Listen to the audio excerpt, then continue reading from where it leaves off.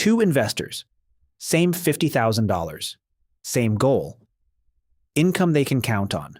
The first one does what feels smart. He finds a professionally managed fund paying 11%, real Wall Street names behind it, monthly distributions hitting his account like clockwork.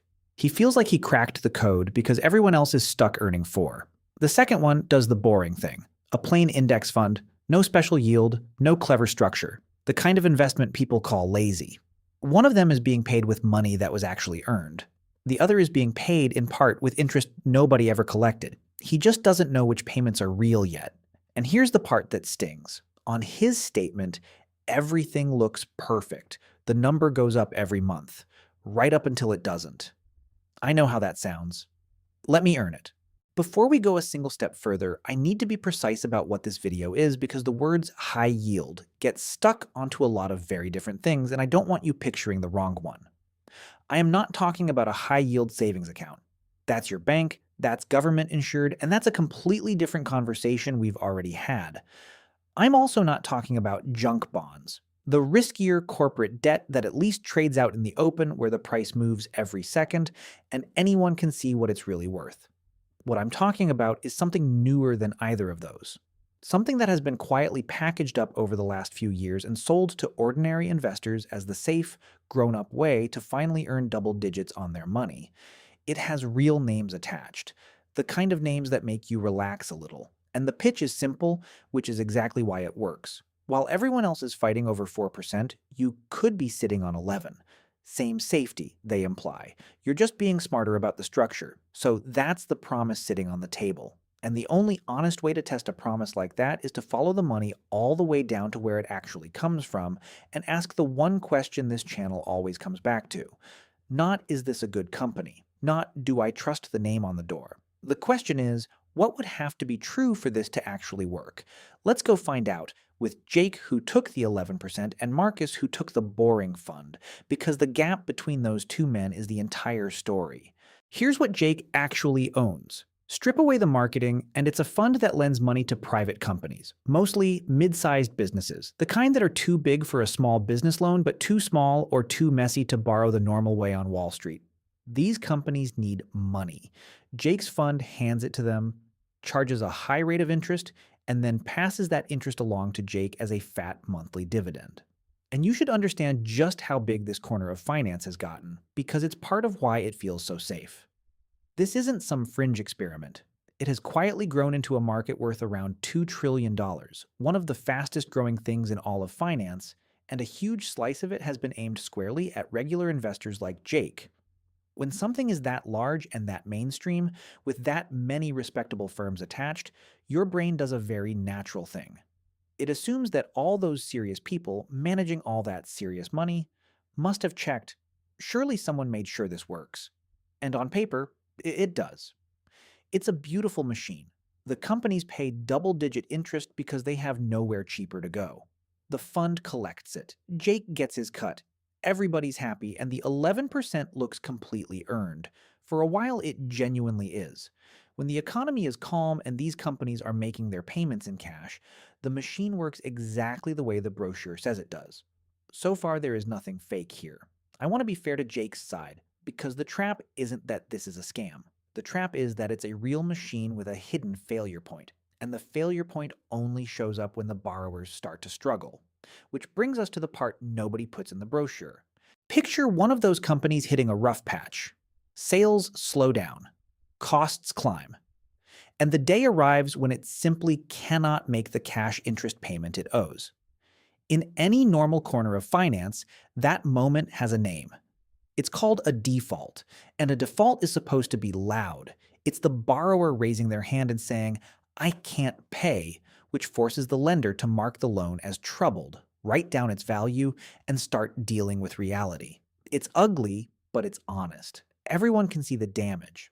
Let me take Wall Street out of it for a second, because there's a version of this you already understand in your gut.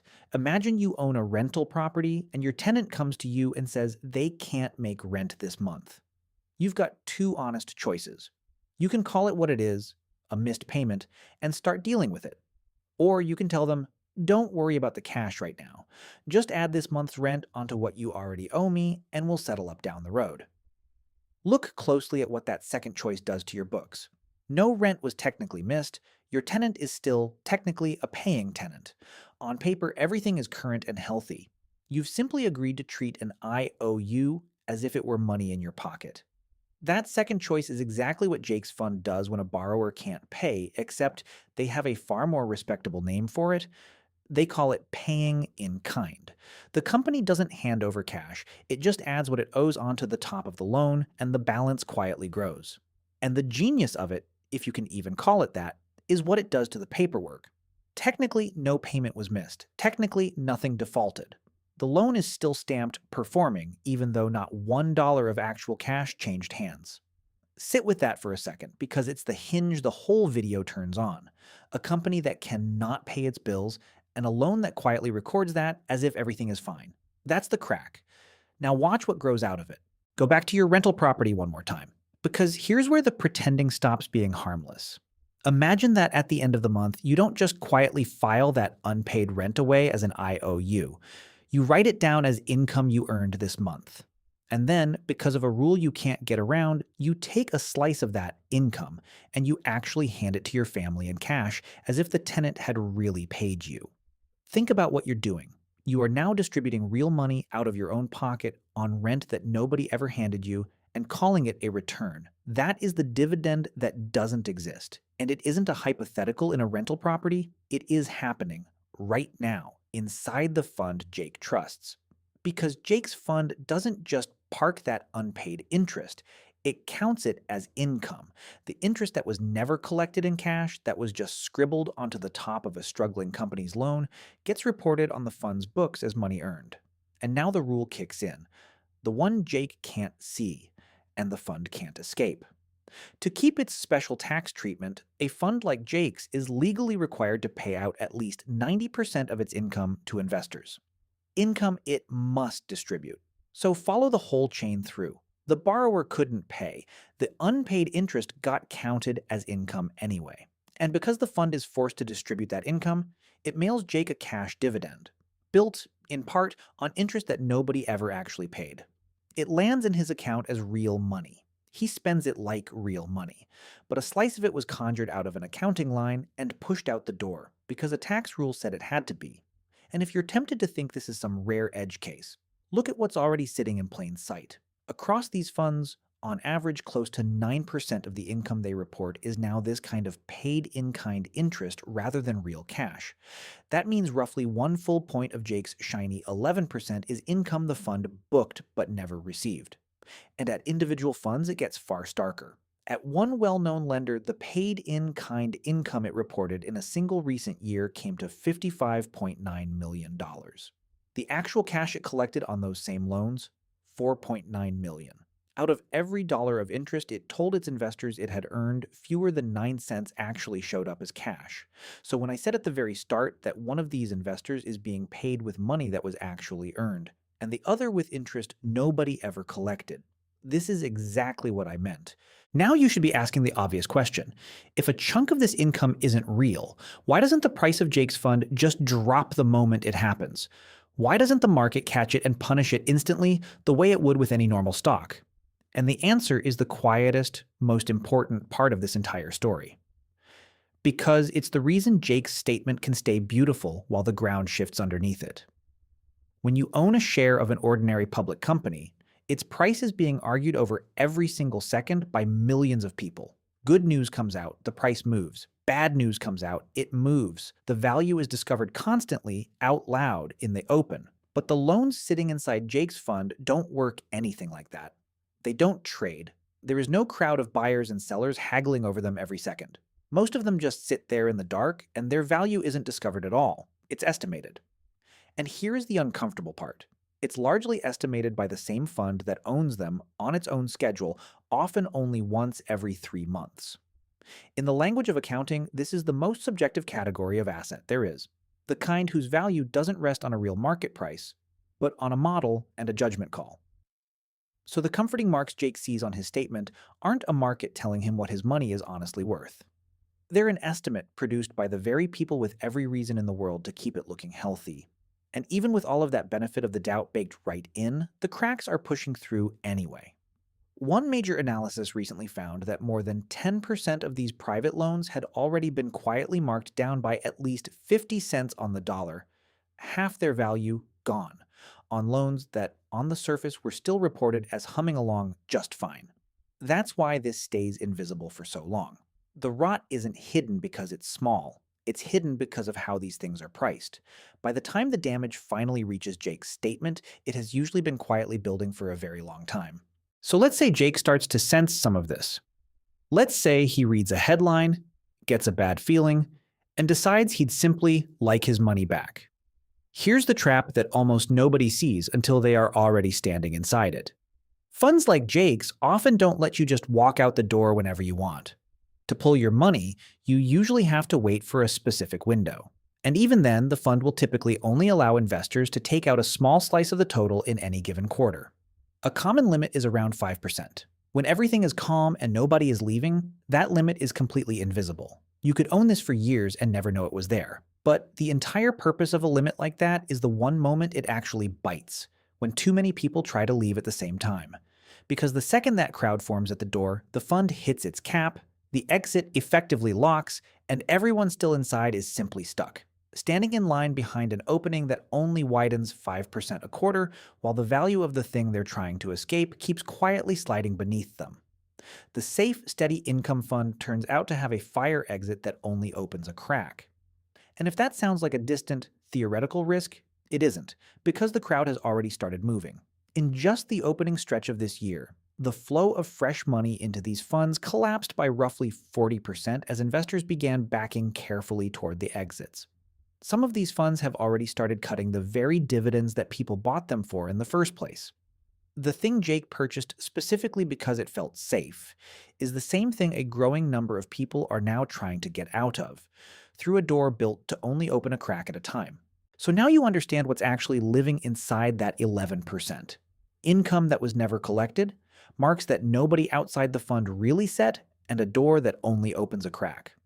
Let's stop talking about the mechanics and do what this channel exists to do. Let's run the real math on both men. Same $50,000. One in Jake's 11% high-yield fund, one in Marcus's boring index fund. And to be completely fair to Jake, to hand his side every possible advantage, we are going to count every single dividend he received and assume he reinvested all of it. Not the headline yield on a brochure. The full, real, total return, dividends and all, over the same recent stretch for both of them. If the high-yield story is true, this is where it should win. Here's where the 11% stops being a number on a pitch deck and becomes a number in a brokerage account. Because while Jake was happily collecting those monthly dividends, something else was happening underneath him. The value of his fund was sliding, as the market slowly pieced together that some of that reported income wasn't real. And when you net the dividends he collected against the value he quietly lost, here's where his $50,000 actually landed over the last 3 years. It grew to about $57,800. A gain, yes, roughly 16% over 3 years. Not nothing. Hold on to that number. Now, Marcus, same 50,000. The boring index fund. No special yield, no clever structure, the lazy choice everyone quietly looks down on at dinner parties. Over that exact same 3 years with its dividends reinvested too, his $50,000 grew to about $78,300. A gain of roughly 57%. Read those two numbers next to each other one more time, because this is the entire video in a single line. Jake, who reached for 11%, about $57,800. Marcus, who settled for boring, about $78,300. The same starting money. The same 3 years. And Marcus walks away with more than $20,000 more. The man who chased the highest yield in the room finished tens of thousands of dollars behind the man who refused to chase anything at all. And he did it while taking on every hidden risk we just spent this whole video uncovering. So how did the safer-sounding, higher-paying, professionally managed choice lose to the lazy one by that much? It's the same answer we come back to on this channel over and over again, because it simply never stops being true. There's a difference between the quality of a company and the quality of a price. And there's a difference between a yield and a gift. Jake didn't make a stupid decision. He made the decision almost everyone makes, which is to look at two numbers, 11% and 4%, and assume the bigger one is just more money. But a yield that high is never a reward sitting there waiting to be claimed. It's a question. It's the market saying, out loud, that something about this is risky enough that it has to pay you 11% to get you to take it on. The yield wasn't the prize.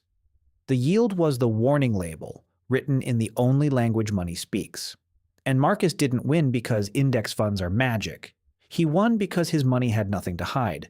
There were no unpaid loans being dressed up as income, no dividends being conjured out of accounting lines, no door quietly rigged to lock when he most needed it open. What his fund earned, it actually earned. What it paid, it actually had. Boring, in the end, just meant honest. The whole time Jake believed he'd found a smarter version of investing, what he'd really found was a more expensive way to be told a comforting story. So the next time something offers you double what everyone else is earning, with a reassuring name attached and a quiet promise that the safety is exactly the same, don't ask whether you trust the name. Ask the only question that has ever actually mattered. What would have to be true for this to keep working? And then go find out with real numbers whether it actually is. Because that one question is the difference between Jake's 3 years and Marcus's. If running the real math on a decision before you make it is the kind of thing you'd like to do with your own money, that's exactly what the membership community is built for. Inside, the wealth logicians get the editable calculators and decision tools we use to pressure test choices just like this one. So you can put your own numbers in and see what a promise really requires before you ever act on it. The link to join is below if that's for you. And this story is not over. The cracks we walked through today are still spreading in real time, quietly, in a market most people will never look directly at. And I'm going to keep following it as it unfolds. So subscribe, so you see what happens next before it lands on anyone's statement. Because you can hide a loss in an accounting line, you can roll unpaid interest into a bigger balance and call a struggling loan healthy. You can even build a door that only opens a crack. But the math is still the math. And bad math doesn't disappear. It just waits.